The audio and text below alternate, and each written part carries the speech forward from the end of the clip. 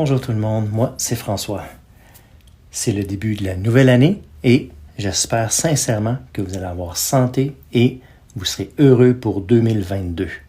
À tous mes abonnés, j'apprécie que vous soyez avec moi et j'espère qu'on va avoir une belle année qui s'en vient. Alors, allons-y dès maintenant car c'est time to watch. Aujourd'hui, on va regarder la G-Shock 2100. La série 2100. Ce modèle spécifique, c'est le GM2100N-2A. On la nomme aussi la Cassiope parce que la forme de la loupe, qui est en octogone, ressemble drôlement à la montre de Audemars Piguet, la Royal Oak. Il y a quelques semaines, j'ai fait le unboxing et depuis ce temps, j'ai porté la montre ici et là.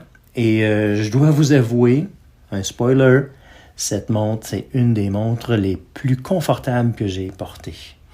Donc, je vais faire la revue complète de cette montre. On va regarder les différentes composantes et aussi on va regarder les différentes fonctions en utilisant les boutons suivants.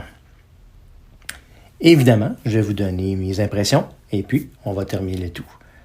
Si vous aimez ce genre d'évaluation, évidemment, n'hésitez pas. Appuyez sur le bouton like et je vous encourage aussi de vous abonner. Appuyez sur la cloche. Comme ça, si jamais je ressors une autre évaluation dans le futur, vous serez avisé.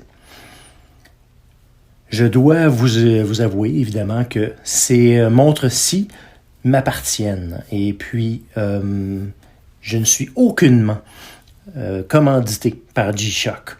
C'est des montres que je possède depuis quelque temps. Je dois vous avouer que j'adore les G-Shock et j'en ai un total de 8. Donc, on va bientôt faire une série d'évaluations G-Shock. Alors, allons-y dès maintenant avec les spécifications de la montre elle-même et les différentes composantes. Donc, les mesures de la montre sont prises avec mon instrument de mesure ici, mais je ne sais pas jusqu'à quel point c'est précis, mais c'est assez proche. Je n'ai pas pris les mesures sur le site de G-Shock. Sur la diagonale ici, le diamètre est d'environ 46 mm. Et puis de corne à corne, où il y a le bracelet qui se termine, c'est de 49 mm. Et l'épaisseur, je devrais dire la minceur de cette montre-ci est de 11,5 mm. Car c'est très mince pour une G-Shock qui habituellement est très volumineux et qui est très gros. 11,5 mm, c'est très mince. Et ça se porte bien sur le poignet. Vous allez voir à l'arrière du boîtier, on va voir tantôt, c'est marqué 200 mètres de résistance à l'eau. Et on peut le voir un peu ici, c'est marqué WR 20 bar, donc Water Resistance 20 bar. Comme j'ai mentionné tantôt, la loupe est en forme d'octogone qui nous rappelle la montre de Audemars Piguet, la Royal Oak. Donc, c'est un peu la raison pour laquelle ils l'ont amoureusement appelée la Cassiope. Le cadran lui-même, vous allez remarquer qu'il est un peu ton sur ton. Si vous le regardez d'un petit peu plus loin, c'est un petit peu difficile à voir. Mais moi, je savais exactement ce dans quoi je m'embarquais lorsque j'ai vu cette montre-ci. Moi, je l'ai vue, je l'ai constatée, je l'ai aimée malgré tout. J'ai aimé cette simplicité dans les couleurs et dans l'aspect général. Alors qu'habituellement, les G-Shock sont assez hétéroclites, disons. Ils ont beaucoup de couleurs, il y a beaucoup de contrastes. Alors que celle-ci, elle est très subtile. J'aime aussi la loupe qui elle-même est très lustrée, malgré qu'il y ait comme un fini brossé. Le lustré aussi du boîtier en tant que tel, qui est encore très luisant. Et malgré le fait que ça soit une montre un petit peu plus atténuée, ces reflets, je trouve que ça donne beaucoup de caractère à la montre. La seule chose que je pourrais mentionner, puis on peut pas trop critiquer pour ça, compte tenu du prix, c'est que le cristal, c'est un cristal minéral à l'opposé d'avoir un cristal de saphir. Et comme j'ai dit, pour le prix, on peut pas s'attendre à grand-chose, mais faut réaliser que c'est une G-Shock et les normes sont très élevées au niveau de la durabilité, au niveau de la résistance à l'eau, donc on peut pardonner facilement. Le bracelet lui-même, c'est un bracelet genre de résine en caoutchouc qui est très confortable. Je l'ai mentionné en ouverture, on sent que c'est souple, on voit aussi le fait que la montre elle est mince, on voit que le bracelet a comme déjà une forme, elle est préformée qui entoure le poignet très facilement et qui rend ça encore plus confortable. Et l'intérieur aussi, il n'est pas texturé comme l'extérieur. On voit genre de motif un peu de carré. Et on n'a pas ce même motif à l'intérieur. Et c'est très doux. On a ici les petites bosses qui finalement permettent au bracelet de respirer lorsqu'il est sur votre poignet et qui ajoutent au confort du bracelet. Donc, en tout et partout, le fait que c'est bien formé, il est très souple, et puis le bracelet est confortable, c'est cette minceur aussi rend ça très confortable. Et puis, la seule chose que je pourrais mentionner aussi, c'est que on remarque ici la boucle d'attache est en acier inoxydable lustré, qui n'a pas de signature et qui aurait pu être ionisé comme le boîtier lui-même. Et c'est pas présent sur la boucle. Donc, c'est dommage. Mais enfin, ils ont peut-être voulu couper les coûts et ils pourraient peut-être le modifier dans l'avenir, mais enfin, c'est ce qu'on a maintenant. Alors, on va utiliser ça. Allons-y maintenant avec le dos du boîtier. La différence entre la résine et celui-ci, le modèle qui est en résine, c'est le même numéro de modèle. La seule différence, c'est que l'autre en format résine, c'est le Carbon Core versus le Shock Resist. Donc, vous avez encore cette absorption des chocs de la structure. Maintenant qu'ils vont vers ce qu'on appelle le Carbon Core, ce Carbon Core-là semble être d'un niveau supérieur versus ce qu'on appelle ici le Shock Resist. On a encore les 20 bars, les 200 mètres de résistance à l'eau. On voit ici que c'est vissé à l'opposé d'avoir un dossier qui, lui, est complètement vissé. Ce sont des vis qui tiennent le dossier ou le dos du boîtier. De plus en plus, dans les montres de haut niveau, c'est rendu avec des dos vissés. Une autre différence que j'ai trouvée versus la version résine, c'est que ces boutons-ci sont plus faciles à manipuler et on a l'impression d'avoir une meilleure expérience à l'utilisation des différentes fonctions. Et c'est une belle transition pour parler maintenant des différentes fonctions.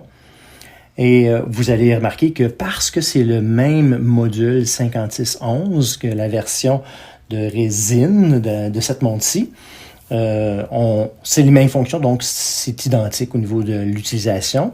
Et donc, je vous encourage d'aller sur le site de Watch Geek qui, lui, explique les différentes fonctions en détail du module 5611.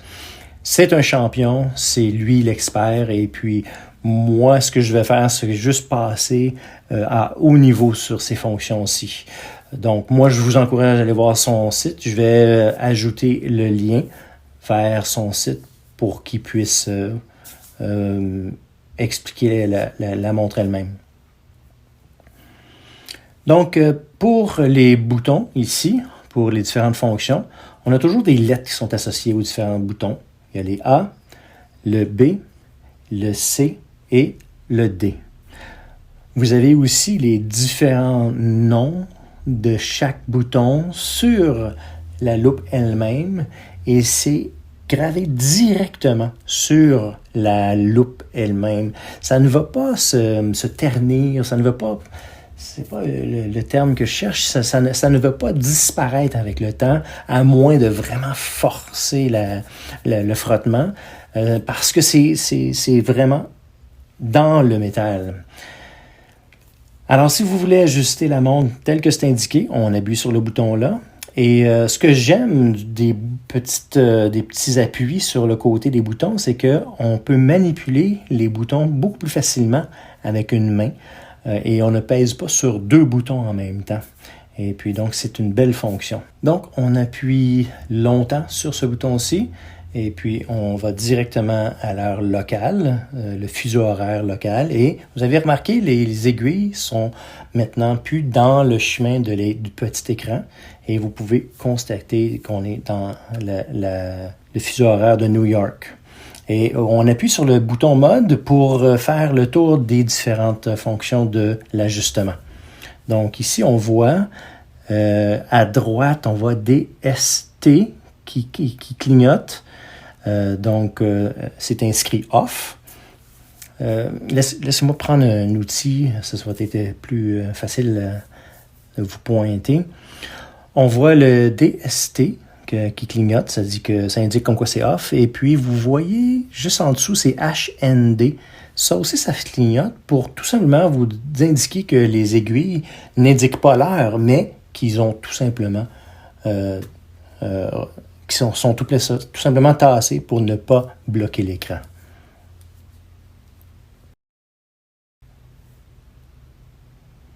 Donc, on voit que l'heure avancée est off et on peut la mettre à on, off, comme vous voulez, que vous utilisez n'importe quel des deux boutons. Ensuite, la prochaine fonction, c'est la fonction de 24 heures au niveau de l'affichage ou l'affichage de 12 heures avec le AM/PM. Ici, moi, je suis au Canada et puis je suis habitué avec le 24 heures, donc je vais laisser à 24 heures. Et ensuite, ça indique comme quoi on peut remettre les secondes à 0. Habituellement, on appuie sur ce bouton-ci pour pouvoir le remettre à 0 sur les G-Shock, mais vous voyez ici, c'est la lumière et habituellement, c'est toujours la lumière. Mais pour remettre à 0, on appuie ici. Et puis, dès qu'on a dépassé les 30 secondes, les minutes vont avancer d'une minute. Et si on est en deçà des 30 secondes, on demeure sur la même minute. Ainsi, lorsqu'on vise le 0, ça va être facile de pouvoir changer et être à la bonne minute. Ensuite, on change l'heure. Ensuite, on change les minutes. Ensuite, on change l'année. Donc, bonne année en 2022. Le mois, le jour, et puis ensuite, le mute qu'on voit ici, c'est tout simplement pour indiquer comme quoi que je n'ai pas la sonnerie à chaque fois que j'appuie sur les boutons. La lumière, c'est soit 1,5 secondes que ça va demeurer allumé lorsqu'on appuie.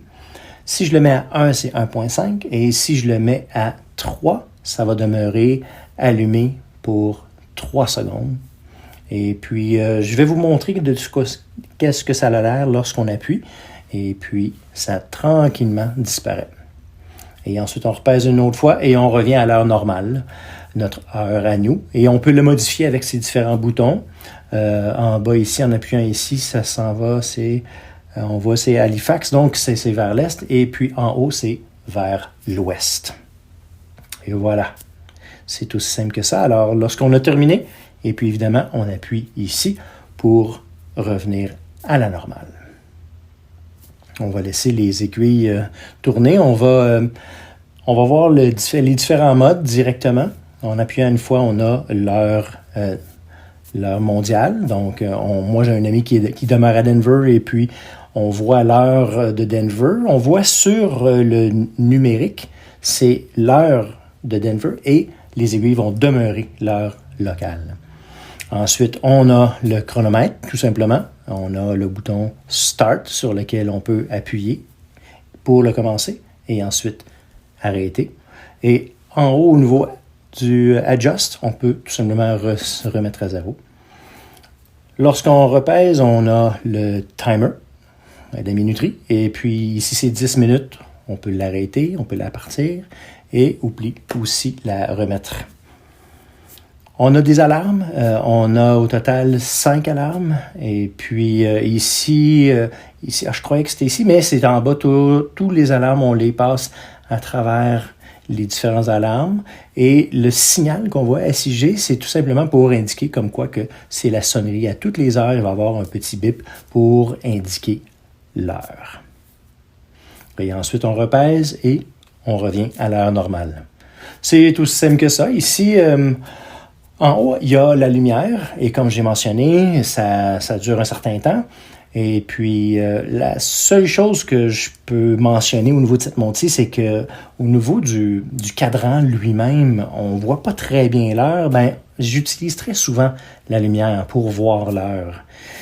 Et lorsque moi, j'ai une montre qui a aussi le numérique et aussi analogue avec les aiguilles, moi, j'utilise, si je me rappelle bien, c'est où le bouton? Si j'appuie ici une fois, ça nous indique l'heure locale, notre heure à nous. Donc, on appuie une fois. Et puis, si on appuie sur l'autre bouton, le Start, dans les fonctions normales de l'heure, on peut changer à la date.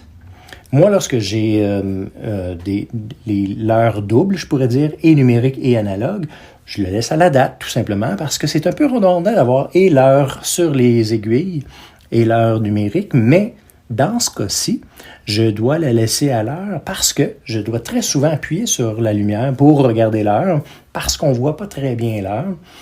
Et on voit qu'ici, en bas, il y a une lumière LED qu'on devrait être capable de tout voir l'heure, mais c'est pas si puissant, c'est pas si fonctionnel. Et puis, moi, tout simplement, ce que je fais, je la laisse à l'heure ici, au numérique. Et lorsqu'on appuie sur la lumière, on voit que dans le fond aussi, c'est éclairé. Ce n'est pas juste la petite lumière que je vous ai montrée tantôt. Et puis, on voit très bien l'heure. Donc, moi, je m'ajuste bien avec ça. Je la laisse avec l'heure sur ce cadran-là. Et je savais ce dans quoi je m'embarquais. Donc, moi, évidemment, j'aimais bien le look de la montre. On voit le cadran qui a les stries à l'intérieur. J'aime beaucoup le look. J'aime bien aussi l'ionisation de la loupe et du boîtier en tant que tel. Le bleu, c'est un beau bleu. On voit que le fond du cadran ressemble drôlement aux stries qui sont sur la boîte. Et je ne sais pas si c'était fait ainsi, par exprès, mais j'adore ce look. Et puis, donc, c'est exactement ça les fonctions. J'ai été très sommairement. Je vous encourage d'aller sur Watch Geek pour voir les différentes fonctions en détail. Et puis, moi, mes impressions, c'est que je trouve que cette montre-ci est parfaite pour moi. Elle est très légère, elle est très effacée d'une certaine façon. C'est un ton sur ton. Moi, ce n'est pas quelque chose qui me dérange. Moi, comme j'ai mentionné, je savais ce dans quoi je m'embarquais. Et puis aussi, je veux vous montrer ce cadran-là de plus près et aussi les sous-cadrans qui sont là pour vous montrer qu'il y a aussi des fonctions pour chaque jour de la semaine. C'est en anglais, donc en haut, on a SU pour Sunday, M pour Monday, et ainsi de suite comme ça. Et à droite, on voit évidemment le numérique avec le DST et le HND que je vous avais mentionné. Et puis, en bas, on voit le mute si on a des alarmes ou le signal horaire. Et on voit aussi, si on regarde sur le côté comme ça, on voit comme l'aspect 3 dimensions de chaque indicateur de l'heure. Et puis, je ne sais pas si vous avez remarqué, mais les aiguilles ils ont de la luminescence à l'intérieur. Ce n'est pas la meilleure luminescence que j'ai déjà vue. Mais évidemment, comme j'ai mentionné tantôt, on peut toujours appuyer sur la lumière pour pouvoir bien voir. Et puis, évidemment, je vais m'assurer de vous montrer ça dès maintenant. Et puis, de quoi ça a l'air dans le noir. Donc, on voit la luminescence. Vous voyez aussi la lumière qui disparaît tranquillement lorsqu'on l'allume et lorsque s'éteint. Je vais vous le montrer, qu'est-ce que ça a l'air sur mon poignet. Et puis, je vous ai montré quelques images là, déjà là, sur mon poignet, là, mais je vais vous le montrer là, live.